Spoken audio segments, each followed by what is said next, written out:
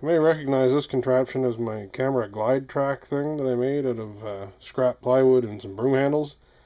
Well, doing some upgrades. First of all, shot a coat of flat black on it so it doesn't look quite as much like garbage. And then at each end, I've screwed in a couple of these nice rubber feet. So you could potentially set this down on a hardwood table or somebody's nice floor or something like that. And not hurt the surface. Another set down here. And then I have another little trick that I've implemented that I'll show you in a second once I get set up.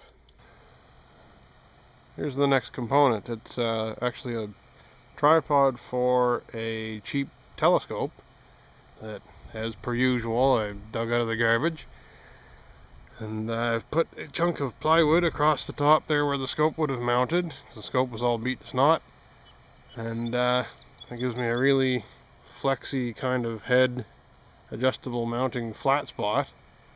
And I just use a couple of big ass spring clamps and clamp one of those flat chunks of plywood onto this flat chunk of plywood, and I can turn this into sort of a bridge effect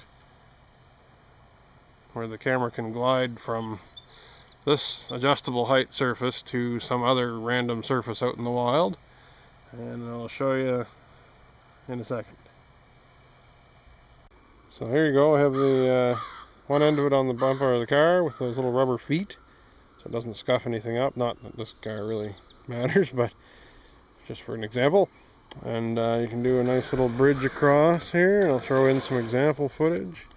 This is great if you want to do like a pan of a scene, a pan of a roadway or something like that.